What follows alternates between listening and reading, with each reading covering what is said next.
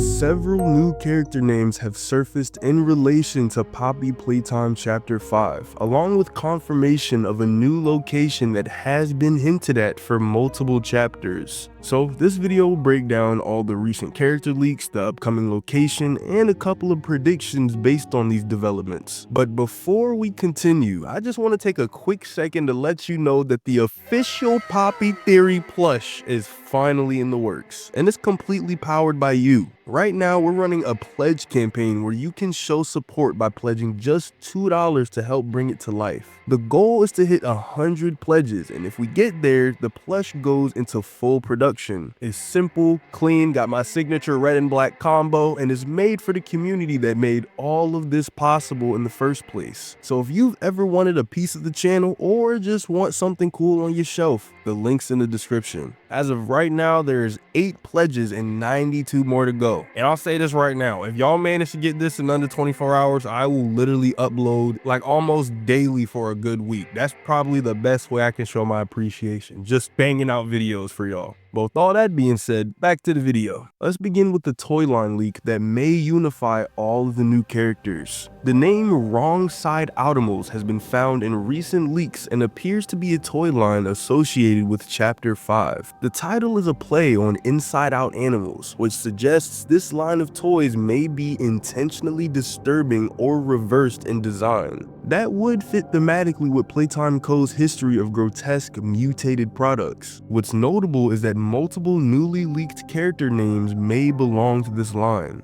Globy, Gibblet, Lily Lovebraids, and Chum Chmpkins. Each of these toys may share a common origin or design philosophy tied to this toy line. While it's not confirmed that they're all part of the Wrong Side Outimals, the names follow a similar creative pattern. Let's take a look at each character leak individually and assess their possible appearance, role, and function in the story. Starting up with Globy. Globy implies bioluminescence or glow-in-the-dark functionality. It could be a toy with a translucent exterior, possibly a safety-themed figure meant to comfort children in the dark. And Globy may introduce light-based mechanics such as illuminating paths or reacting to darkness. He could serve as both a guide and a threat, helpful when distant but dangerous when close. If tied to the Wrong Side Outimals, Globy might look distorted with glowing veins or internal organs visible from the outside. Next, we have Gibblet. Gibblet refers to organ meat, often discarded or used in cooking. This implies a visceral bodily theme. Its appearance could be an inside-out plush toy with visible tissue or muscle, possibly resembling an anatomical model or failed prototype. Now, for the gameplay functions, I have no idea what Gibblet could do. Like, genuinely, that's all I have. The next character, though, is Lily Lovebraids. The name combines sweetness with specificity. Lily is delicate and childlike, while Lovebraids suggests hair-based interaction or design. The appearance could be a doll-like figure with long, interactive braids. These could be used to mimic classic hair braiding dolls, but exaggerated or weaponized. And Lily's braids may be interactive obstacles, wrapping around doors, controlling objects, or grabbing the player, Mommy Longlegs style. If she plays a larger narrative role, she may present as a false ally, similar to how Poppy was introduced. She may reflect a more manipulative or psychological threat, in contrast to physical brutes like Huggy. Now, as we go down this, do take it with a grain of salt, because I was crazy analytical with the Nightmare Critters and they didn't have anything. But the next character is one I'm pretty sure you guys have heard before in the last couple of days. Chum Chmpkins. Chum can mean a friend or ground up fish used as shark bait. Chmpkins suggests biting or devouring, of course. The appearance could be a fish or shark-like toy, possibly water-themed or inspired by sea creatures. Maybe feature oversized jaws or rubber-like textures. Chum may function as a pursuer that devours other creatures or objects. He could play a predator role, introducing mechanics where the player must avoid being detected or swallowed. If part of the Wrong Side Outimals, his internals may be exposed or exaggerated, with the focus on consumption and digestion. Upon reviewing these names, Chum Chmpkins, Lily Lovebraids, Gibblet, Glowy, there is a split in naming conventions. Chum and Lily both use full names with a whimsical tone, while while Gibblet and Globy are shorter and more abrupt. This could suggest two separate toy lines, or at least different marketing strategies used by Playtime Co. However, this theory isn't consistent with the nightmare critters from Chapter 3, which had varying names like Poe and Tui that didn't rhyme or align. Now that was a rhyme. Thus, while it's possible that some of these toys come from distant lines, we're still going, the Wrong Side Automals is still the most cohesive and likely group that ties these characters together. And now for the Poppy Play Park. The concept of Playtime Park has been circulating since Chapter 3, where a poster referenced a new amusement park being developed by Playtime Co. Many fans initially believed this location would appear in Chapter 4, but it was ultimately held back. Now, it seems Chapter 5 will center around this long-awaited theme park. But what could be Playtime Park? Playtime Park was likely envisioned as a child-friendly amusement center, part of the company's expansion into real-world attractions. The park could include rides, mascot shows, interactive exhibits, and toy-building experiences. In gameplay terms, this opens up numerous possibilities: ride-based puzzles, omni-hand integration, enemy-controlled rides, open layout,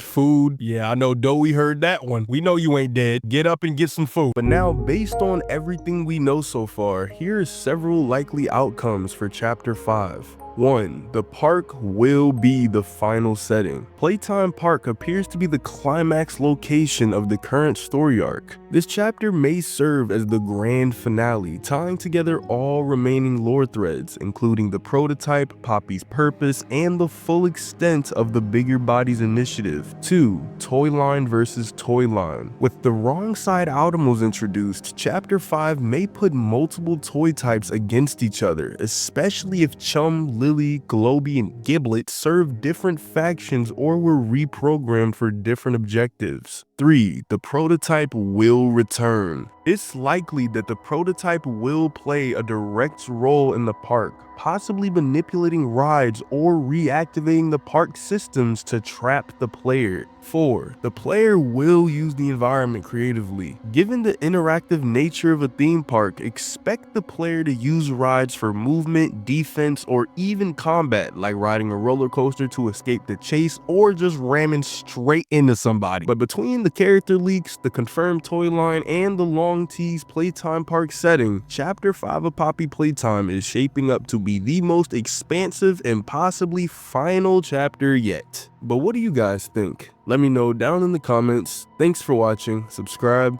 and click on this video right here.